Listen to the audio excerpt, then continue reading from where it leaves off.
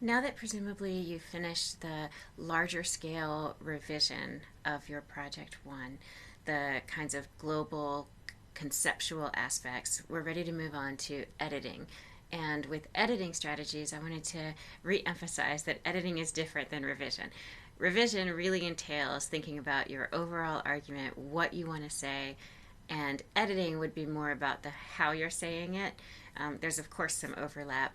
Some writers think about there being three kind of stages, right? That there's revision, then there's editing, then there's proofreading as even kind of a smaller scale. I'm collapsing proofreading and editing for the purposes of Project One. But when you are editing, these are the kinds of things that you'll want to be looking for: grammar, clarity, spelling, punctuation, sentence level issues, word choice.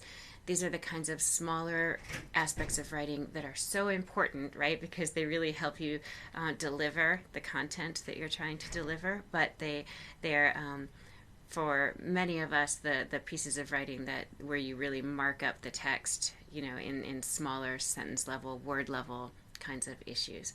And for me, I think I said this earlier in the course, but editing is the most fun for me. I really find it exciting to think about word choice. So, how to edit? The best way to edit is to read aloud. You will find things that you didn't know were there. For instance, in earlier versions of our landing page for this course, I read that silently to myself a number of times, but I didn't read it aloud, even though I'm telling you you should read things aloud. I didn't read it aloud, and therefore there were several typos that I feel certain I would have caught had I actually read it aloud, like words that were in there twice. Like I think there was a the instead of a to, or two thes or something. So please read aloud. Make notations as you're reading aloud so that you don't have to stop and actually make the fixes as you're reading it, but go ahead and make notes on your text, right? As you're reading, say, oh, I don't like that word notations. I'm going to change that to notes because it sounds too fancy as notations. And then finally, prioritize. Each of us has certain aspects of our writing that we really want to strengthen.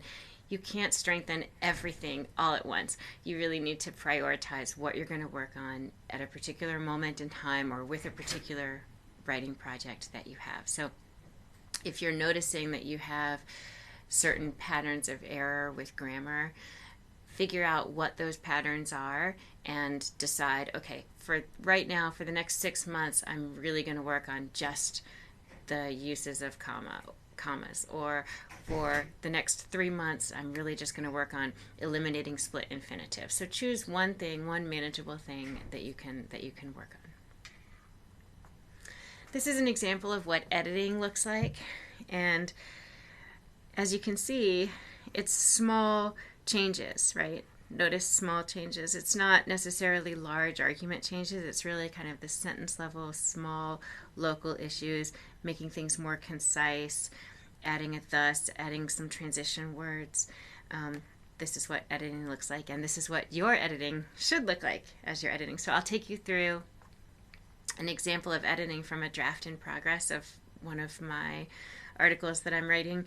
I'm writing about community-based writing and how student writers feel about community-based writing, whether they see value in it or not. And there's other literature on it that I'm connecting to what I'm doing, but for the purposes of this, I just have what I have written on it. So this is a paragraph, and if I were going through and editing this, I would probably do the following. So I would be reading aloud. What accounts for this drastic differences? Oh, that's an error, so cross that out. In the perception of writing's value from a 3-year-old to an adult. And right there, it just sounds a little awkward to me. So I probably don't even mean in the perception. I probably mean something like attitude, because that's really what I'm talking about. So I'd change that to attitude. What accounts for this drastic difference in attitude from a 3-year-old to an adult? How is it that a 3-year-old can express gratitude for writing, even above such things as parents, family, and ice cream, and that perhaps 17 years later that same child might instead approach writing, even writing in a community-based setting, as X as that which is drudgery and lacks value. Okay, that sentence is way too long. I don't even know what I'm saying in that sentence, so I would probably suggest that to myself as I'm editing that I just kind of figure out how to shorten that sentence. So I just write a notation like too long. Many factors might have contributed to X's dissatisfaction, but the similar, more recent experience I had while teaching a service learning writing intensive course suggests that X's disdain of writing as service. Here again, I'm too long. This is way too long. I need to break up my sentences and add periods. I'm not sure if they're actually run-ons, but they certainly are not effective sentences. May reflect some deeply nested tensions with this form of writing in the service learning, there should be a hyphen there, context, and may have implications for how writing program administrators and other teachers of writing approach community-based writing. This may have, I feel like, is a little too soft. I want to be a little more assertive in my argument. It's not that it may have implications, but it has implications. Okay, so this is what I would do with editing. I'd probably cross that out too, because I don't need to have two versions of every concept that I'm saying.